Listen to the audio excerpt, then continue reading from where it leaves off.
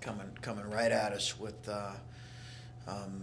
just a really good and talented Penn State team that, while they've had a couple really close losses here, they played well on the road,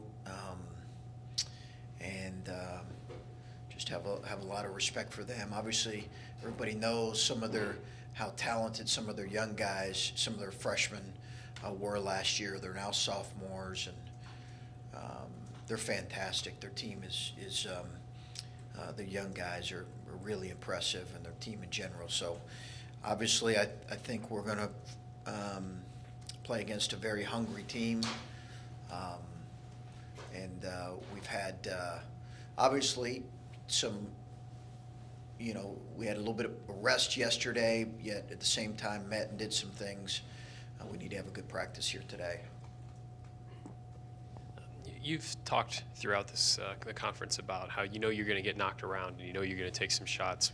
Was Monday maybe one of the strongest examples of that? That's the kind of adversity that is still out there for you guys, even as the wins pile up?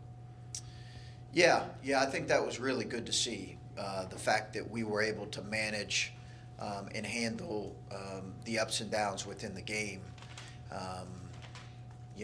I was thinking more just some difficult stretches that every team goes through in league play, where you have a couple weeks where or whatever the case may be, where it's you drop a couple, but obviously managing just a game that was sticky in a lot of ways. It was a 1 or 2 possession game the whole game, and it was one that you had to grind out and find a way to battle through frustration, because there were possessions were limited, and it was not a kind of a free-flowing game, and you had to manage that, and I thought our guys did a good job of that. We need to play better in some areas, and we need to make sure we're coaching better in some areas, but that's great to learn from that. When a lot of the guys were using the phrase buy-in after the game and talking about being connected with each other, and it's easy to talk about that, but I just wonder how you see that. Like, what does that mean when guys talk about they feel there's better buy-in on this team? They feel like everybody cares. How do you see that, and what does that mean to you? Well, you certainly see it. It's effort is a byproduct of that for sure. I think that's a real indicator. It's not to say if you have stretches where you don't play with effort, you're not bought in, but certainly if you have a season where you're not playing with effort, then certainly any coach would question that. So I think that it begins there, and then I think embracing of the way that we hope to play as a team, unselfishly, together, with as much defensive effort as we can bring on each and every possession. I think that's how that kind of manifests itself, at least teams we've been a part of. That's what you see on teams that are bought in, and I don't even know if I fully understand what all that means, but I think you kind of know it when you see it, and you can see with this group that's very much the case. Maybe as much as any I've been a part of. They like each other. I think they trust the leadership within the players, the older guys. They know that those guys are about the right things.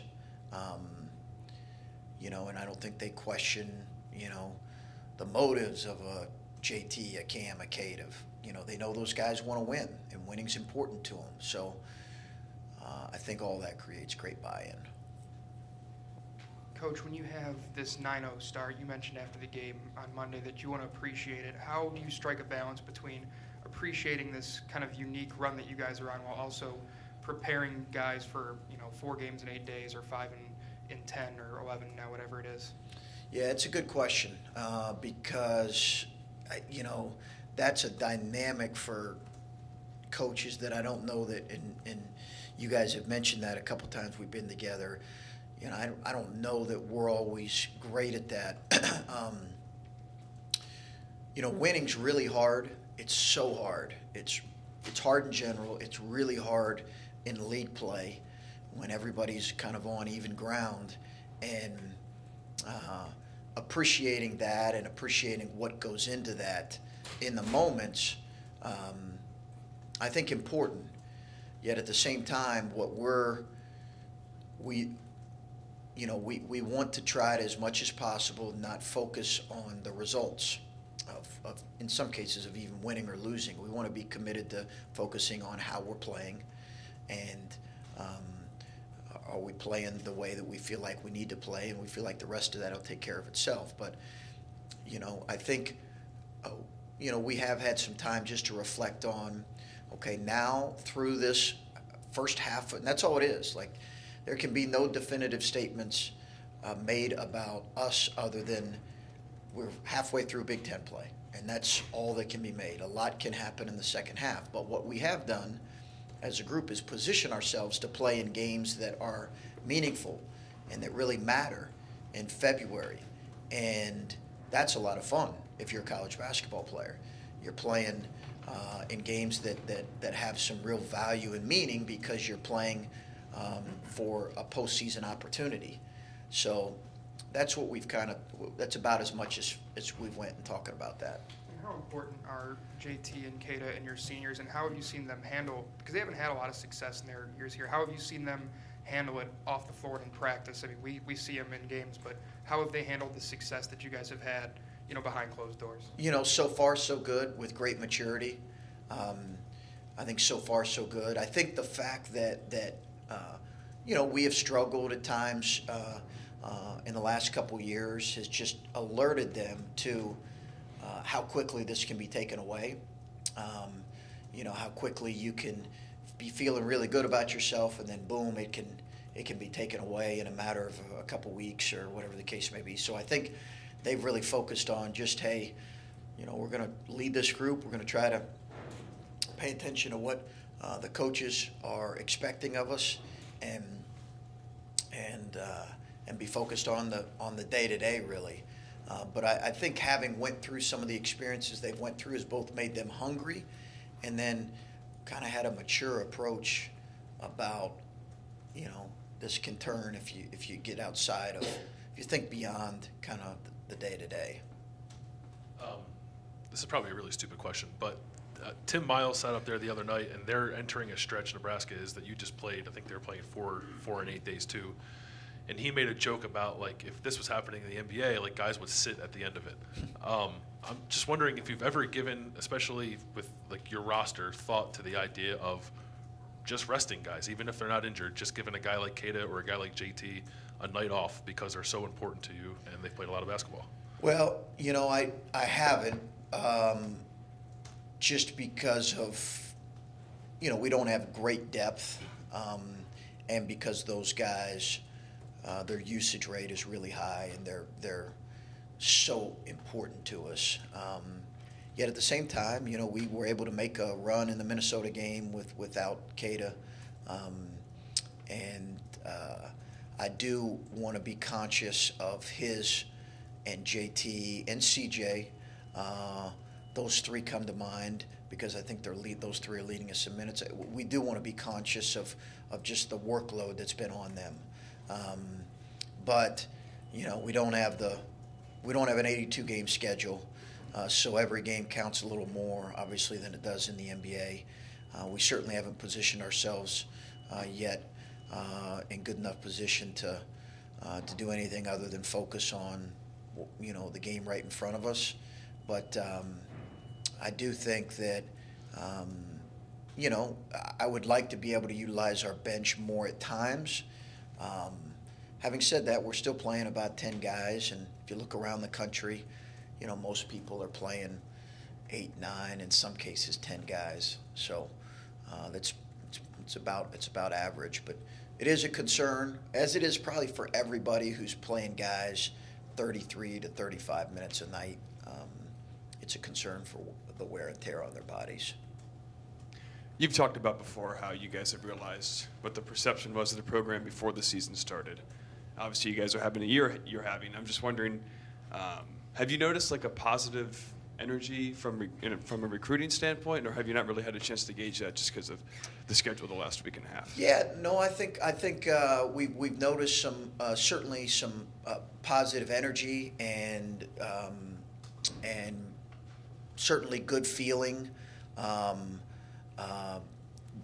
Whether that's been a text from high school coaches or communications with high school coaches of young men we're recruiting.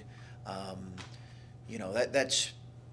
think that's certainly been good. Listen, anytime you are new to a program or you're new to an area, there's always a little bit of a wait and see approach.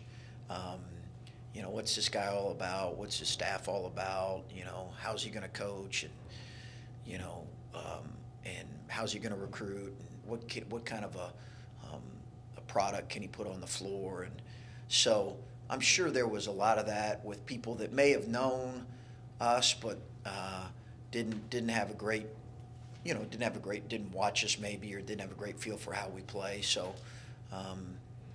certainly it's been good to have a good start, and that can certainly help recruiting. It doesn't get you a recruit, but I think if we were 0-9, it would hurt recruiting a little bit.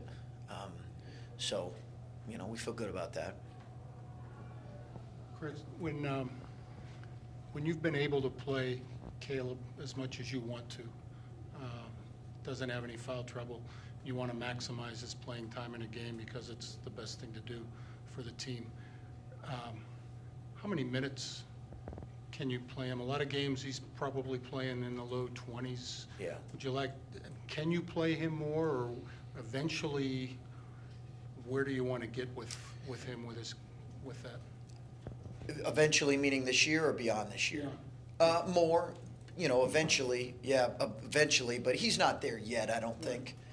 It's a lot to expect a kid of his size as a freshman, really even to play 20 minutes. It's a little easier, I think, for, we're gonna have guards next year. They're gonna need to come in and play right away, and play significant minutes. But it's a little easier for them than it is a big guy, because it just is. It's harder. It's a bigger adjustment. So I think his minutes are probably where we'd like for him to be. I think sometimes he could play a little more, sometimes a little bit less, depending on how he's playing. He's done a very good job with the minutes, but I wouldn't want to put 30 minutes on him right now as a freshman. I don't know if that's best for our team or for him, as much as he'd like it. Do you see a point in games where you can, once he gets to a certain number of minutes, you can look out on the court and see where he's starting to dip in productivity? Yeah, when he's breathing really hard. Tugging on his shorts. Yeah. And when I'm screaming at him to post and seal, and he's just looking at me like, really? Yeah, because that requires a lot of work as well. I think you can see some of those moments, and there's usually about, it's usually about the 4 or 5 minute stretch that he's been in a game. That's usually when we're going to the bench. But his conditioning has improved, but it's always going to be something that a guy that is his size, he's so gifted with his hands, and I think his feet can get better. They're not bad right now, but they've got to get a lot better in the off season. His explosiveness, his movement. But I think that you can tell, pretty early on when he's, some guys can play. JT's another guy that can't play for 7-8 minute stretch. Not a lot of people can, but he plays so hard, and fatigue gets the best of him. And sometimes I don't even recognize it, and he says, I got to come out, because, he can play so hard at times. I meant, though, like when you're coming down a stretch and there's 4 minutes left in the game, and you might think, I need him in there right now, but he's already at 23, 24 minutes for the game. Are you going to try to put him in there, or are you going to try to go another direction? Yeah, for me, it's more the consecutive minutes. Okay. Versus, you know, I played small college basketball. We didn't have TV timeouts. You know, you get to sit over there for a while, and I mean, we can talk about their family, how they're doing with their girlfriend. I mean, there are things we run out of talking about, you know. Sometimes I'll get in the huddle too early and we're just, me and them staring at each other. There's not a whole lot more to say. So that's different than obviously when I played. So the consecutive minutes, like if he's in his, you know, if there's 7 minutes to go in the game, would I want to put him, I'd like for him maybe to play the last 4 or 5 minutes, potentially, depending on how the game goes, or maybe the last 6 minutes. But that's more of what I watch with him and JT. And with CJ, you know, who can I get in there and finish the game with? You said the other night that the connection between the players and your staff has happened quicker than you thought it might. I was just wondering if when you guys came in, like, did you do anything differently, try any new techniques or whatever to foster that along quicker maybe than you have in other places? Yeah, it's funny. I was just asked that earlier today, that exact question.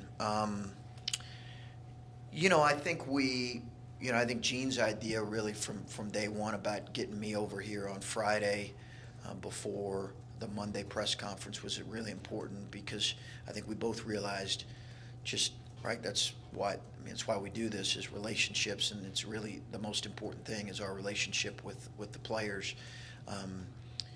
So I think that set a good tone, but I think more than anything, we just, you know, we love having them over to our houses. And they came over. It's one of the reasons why I moved close. Like at the top of the list was the fact that they could come over to the house and not feel like it's a huge ordeal, you know, to come over, whether it's a recruiting weekend or whether we had them over to watch the Mayweather. Who was that fight? The Mayweather. Yeah, and. You know, just to have them, and that was well past my bedtime. So, just to have them be able to come over and then leave whenever they wanted to. We tried to do a lot. I don't know if it was probably more than we had done maybe in our last year at Butler, but not a ton more. It's just it's something we feel like is important. We want them to be around their kids, our families. We want them to see how we interact, and we want them to feel, while they're away from their families, a part of something. So other than that, we didn't go and do a retreat or paintball or, you know, anything like that people do. We didn't do that. I just wanted to ask you quickly about Penn State. Given like Pat's background, and he's got a bunch of guys from Philly on his roster, Yeah. Is there a Big East style, and do you see any of that in Pat's team, given your experience in the league? Well, I think definitely he's got really tough kids. Philly kids are tough kids. He's got really tough. Pat has really tough kids, and Pat's got a tough team, and I think a team that he put together it's really impressive, and you can see some of the Villanova influence. Obviously, Pat's his own man, but you can see some of that. But yeah, they're a tough group. They're tough-minded. They play with an edge, and that's a credit to Pat and his staff, and the kind of kids he recruits. You can definitely see that. Clay, last one. Coach, what do you think Dan Dockich's biggest impression on his son? How he's helped him the most? Oh, he's now in the room. But was it handling the spotlight as a big-time player? Is it he's a defensive wizard because he shut down Jordan? Or, I mean, how do you think he's helped along the way? You stumped me there for a minute. Both guys are really loquacious. Loquacious. Do we know what that word is? Yeah. And that is, that is certainly, that certainly helped him as a player. I was telling somebody earlier today about Andrew. You coach for a long time, and you coach a lot of great kids, and he's an unbelievable kid. And very rarely have I had to tell kids to stop talking. He's the only one. But that's a credit to him because you're constantly trying to pull communication out of players. You know, you're constantly trying to pull it out of them. And again, he connects, and part of connecting is how he communicates. And I think, one of the things that clearly Dan has impressed upon him is playing to win. And it helps being a coach's son, but there's no question that he plays to win, and there's a lot that goes into that, but that's a credit to everybody who's coached him. That's a credit to kind of how he's been raised. You know, he plays to win, and that seems like, well, everybody does. Not necessarily. So I'm sure that has something to do with how Dan's influenced him. But his gift for gab came from Pops. Yeah, no, he can do that with the best of them. Yeah, so maybe he gets it from his mom, but I think Dan would say he gets his brains from his mom and his talkativeness from his dad. So. Thank you.